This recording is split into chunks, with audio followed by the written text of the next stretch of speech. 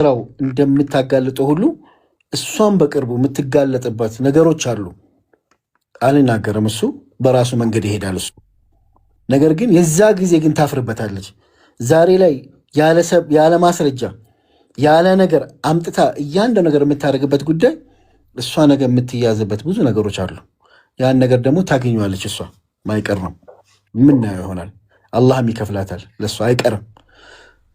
ከዛ አንጻር ነው። ስለዚህ ያስቀየምኳችሁ በዚህ አጋጣሚ በጣም ይቅርታ። መብረቁ ከልብ አመሰግናለሁ።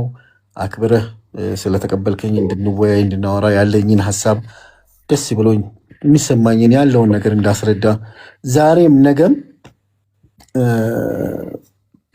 ለማቅረብ በጣም ዝግጁ ነኝ። የምትፈልጋቸው ዶክመንቶችም ካሉ ለማቅረብ እኔ በጣም ዝግጁ ነኝ። በውስጥ የፈለግካቸውን ዶክመንቶች ጠይቀኝ፣ እጽፋለሁ። ምክንያቱም ሌባ ሰው በሆን ኖሮ ደረሰኝ ባልጻፍኩ ነበር፣ ደረሰኝ ባልሰጠው ነበር። ነገር ግን ለእያንዳንዱ ሼር ደረሰኝ ማህተም ያለው በድርጅታችን ስም ያለ ደረሰኝ ዋስትና ነው። ምክንያቱም እነሱ ብሩን ያስገቡት ከውጭ ነው፣ እዚህ ሆነዋል። ከውጭ ነው የላኩት። አብዛኞቹ ሲልኩ ደረሰኙን ከ1 ዓመት በኋላ ነው የወሰዱት።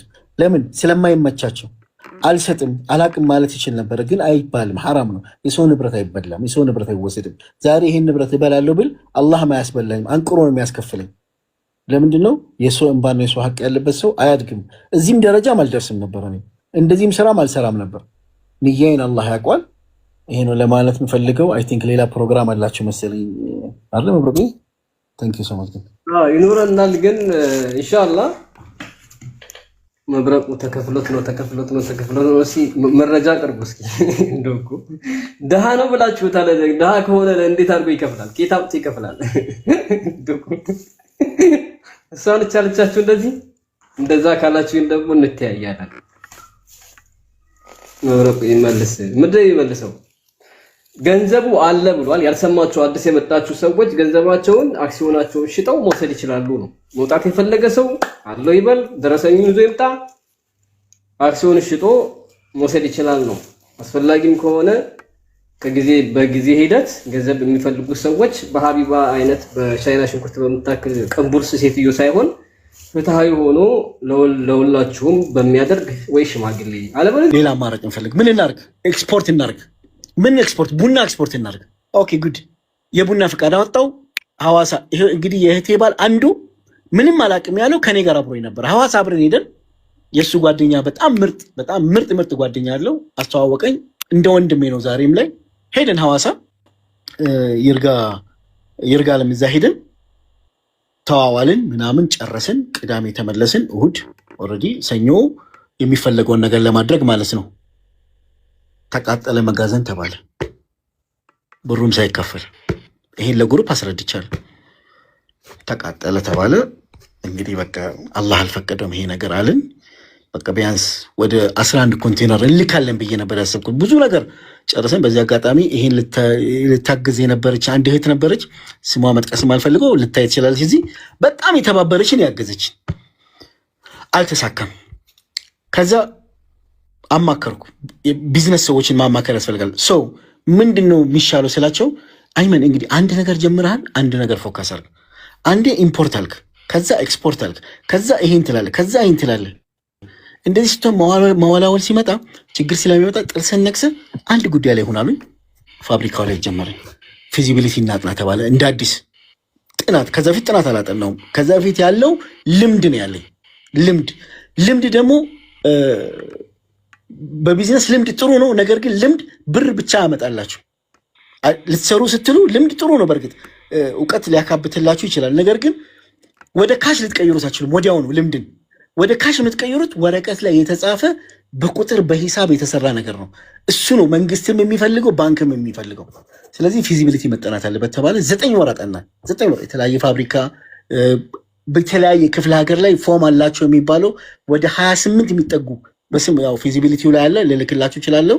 ለመብረቁና ለጀዋር አጠናን እስኪበቃ ድረስ ማሽን አጠንተን ምናምን ቻይና ሄጄ ማሽኑን አይተን ኦልሬዲ በኤልሲ ከፍተን ማሽኑን ልናስመጣ ስንል ደግሞ አይ ከዛ የተሻለ ማሽን ደግሞ ህንዶች ዱባይ ላይ ይሰራሉ ተባለ። እንግዲህ ይሄን የምነግራችሁ ግሩፕ ላይ ያወራነውን ነው የማስበውን አይደል፣ ግሩፕ ላይ ያወራነው የተወያየነው።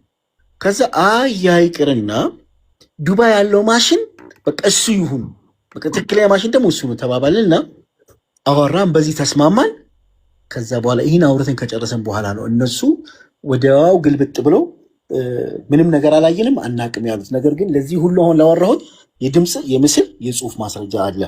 ከዚህ ጋር ተያይዞ ማንሳት የምፈልገው ነገር ቢዝነስ ላይ እውነት ነው የምላችሁ፣ እኔ አሁን ካገኘሁት ልምድ ቢዝነስ ላይ አብራችሁ መስራት የምትፈልጉ ሰዎች ካለ መጀመሪያ ስታትስ ኮ ማይንዳቸው ወይም ኮግኒቲቭ ማይንዳቸው ለቢዝነስ ምን ማለት እንደሆነ፣ ቢዝነስ ማለት ብር ማግኘት ብቻ አይደለም። እውቀት ካፒታል፣ ሶሻል ካፒታል ነው። አሴት ሰብስቦ አኮሙሌት አድርጎ ከሊያቢሊቲ ጋር ካፒታል ማድረግ እሱም ካፒታል ነው። ራይዝ ማድረግ ካፒታል ነው። እንደዚህ አይነት ያሉ የቢዝነስ እውቀቶችን ሰዎች ካልያዙ፣ በቂ እውቀት ካልያዙ ሰዎች የሚመስላቸው ዛሬ ሱቅ ከፍተው ዛሬ ሽጠው ዛሬ መግዛት ነው የሚያስቡት።